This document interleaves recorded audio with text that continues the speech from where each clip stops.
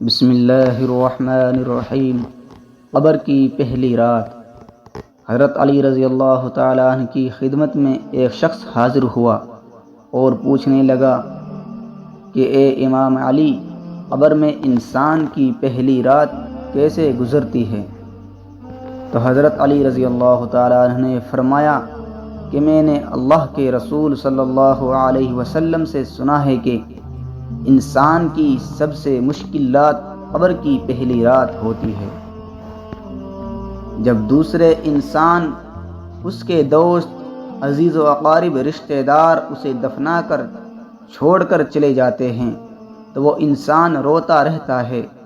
ہر ایک دوست کے پاس آتا ہے اور اسے روکنے کی کوشش کرتا ہے کہ مجھے چھوڑ کر نہ جاؤ، لیکن افسوس اس کی آواز کوئی نہیں سنتا۔ حضرت ابو سعید رضی اللہ تعالیٰ عنہ سے روایت ہے کہ حضور اکرم صلی اللہ علیہ وسلم نے فرمایا، لوگوں، اپنی موت کو یاد کیا کرو۔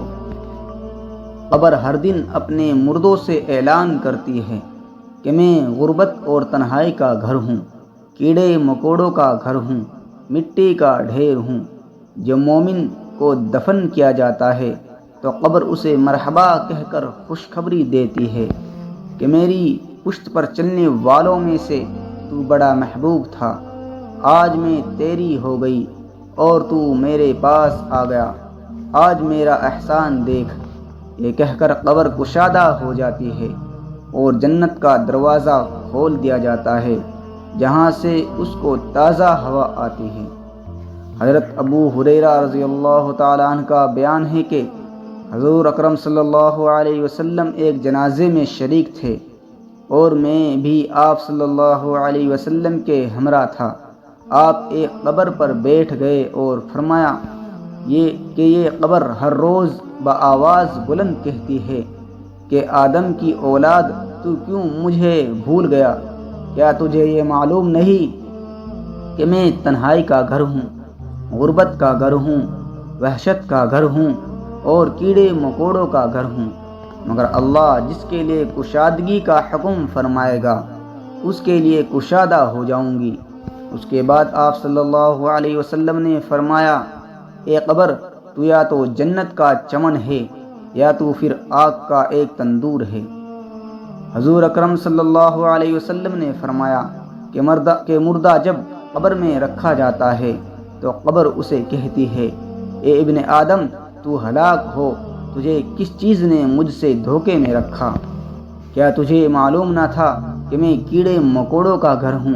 تجھے کس چیز نے مجھ سے بہکا کر نڈر کر دیا تھا اور تو میری پشت پر بہت اکڑ کر چلتا تھا؟ اگر وہ مردہ نیک ہوگا تو جواب دینے والے اسے جواب دیں گے کہ اے قبر، تو دیکھ تو صحیح اس کے اعمال کیسے ہیں، یہ اچھائی اختیار کرتا تھا اور برائی سے دور رہتا تھا۔ یہ سن کر قبر کہتی ہے، بے شک یہ نیک تھا، اب میں اس کے لیے سرسبز ہو جاتی ہوں۔ مردے کا جسم اس وقت منور ہو جاتا ہے اور اس کی روح اللہ تعالیٰ کی طرف بھیج دی جاتی ہے۔ حضرت عبداللہ بن عبید رضی اللہ تعالیٰ عنہ سے روایت ہے کہ حضور اکرم صلی اللہ علیہ وسلم نے فرمایا کہ مردہ قبر میں پچھتاتا ہے اور ان لوگوں کے گھروں کی آواز بھی سنتا ہے جو اس کے ساتھ جنازے میں گئے ہوں۔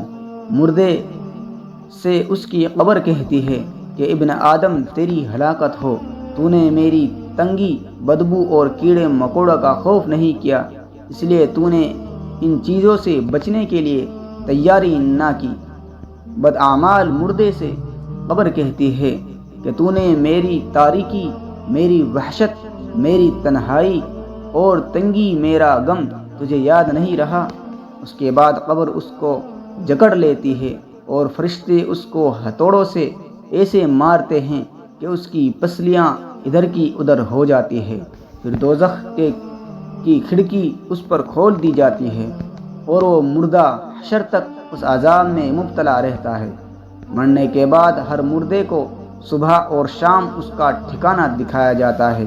فرشتے جنتی کو جنت دکھا کر خوشخبری دیتے ہیں اور دوزخی کو دوزخ دکھا کر اس کی حسرت اڑاتے ہیں۔ اللہ تعالیٰ سے دعا ہے کہ ہم سب کو مرنے سے پہلے مرنے کی تیاری کرنے کی توفیق عطا فرمائے، اور جو مسلمان اس دنیا سے جا چکے ہیں ان کی بخشش فرمائے، آمین۔